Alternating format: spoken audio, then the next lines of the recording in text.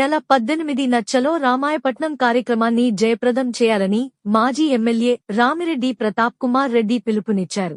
మాజీ శాసనసభ్యులు రామిరెడ్డి ప్రతాప్ కుమార్ రెడ్డి నివాసంలో జరిగిన మీడియా సమావేశంలో ఆయన మాట్లాడుతూ గతంలో రామాయపట్నం పోర్టు ఏర్పాటు కోసం ఎంతో కృషి చేశామని వెల్లడించారు. మాజీ ముఖ్యమంత్రి వైఎస్ జగన్మోహన్ రెడ్డి హయాంలో రామాయపట్నం పోర్టును ప్రతిష్టాత్మకంగా చేపట్టడం వల్లే ఈ ప్రాంతానికి ఇండోర్ సోలార్ కంపెనీ వచ్చిందని, రామాయపట్నం పోర్టు కోసం భూములిచ్చిన నిర్వాసితులకు తక్షణమే సరైన నష్టపరిహారం చెల్లించాలని డిమాండ్ చేశారు. పోర్టు అనుబంధ కంపెనీలలో స్థానిక నిరుద్యోగులకే ఉద్యోగ అవకాశాలు కల్పించాలని డిమాండ్ చేశారు. రామాయపట్నం పోర్టును ప్రైవేట్ వ్యక్తులకు ధారాదత్తం చేయడం ఎంతమాత్రం సరికాదని అన్నారు.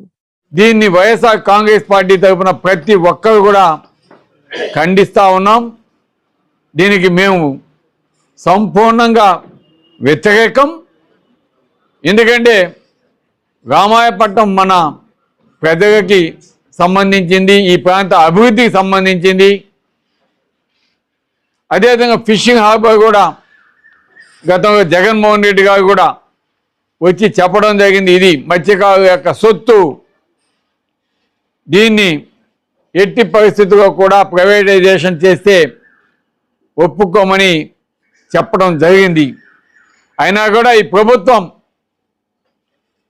ఎంత నిరసంగా వ్యవహరిస్తుందో కూడా ఒక్కసారి అర్థం చేసుకోవాలని కావలి నియోజకవర్గ ప్రజలందరినీ కూడా కోరుతా ఉన్నాం. ఈ ప్రాంతంలో రామాయపట్నం పోర్ట్ అనేది రావాలా, కంప్లీట్ కావాలా, ప్రజలకే ఉండాలా, ప్రైవేట్ పరం చేస్తే ఇక్కడ అది కరెక్ట్ కాదు.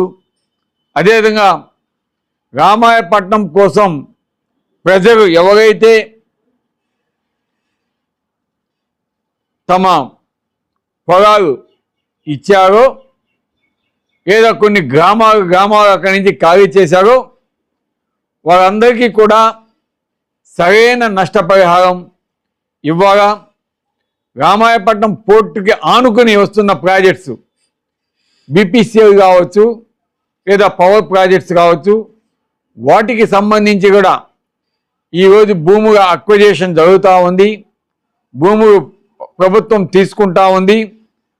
వారందరికీ కూడా సరైన కాంపెన్సేషను ఇవ్వాలా. అదేవిధంగా ప్రభుత్వ భూముల్లో ఎవరైతే ఎన్నో రోజులుగా పంట వేసుకొని పండించుకున్నారో వాళ్ళకి కూడా కాంపెన్సేషన్ ఇవ్వాలని వైఎస్ఆర్ కాంగ్రెస్ పార్టీ తరఫున మేమంతా కూడా కోరుతున్నాము.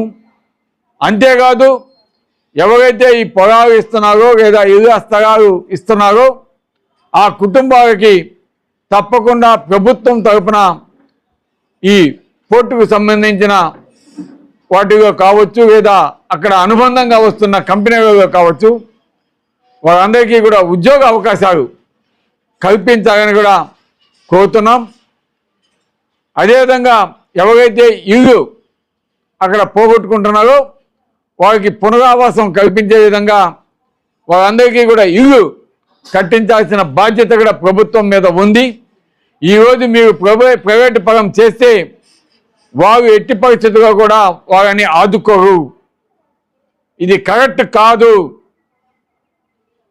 కాబట్టి ఇప్పటికన్నా ప్రభుత్వం కళ్ళు తెరిచి తప్పకుండా ప్రైవేట్ పరం చేసేదానికి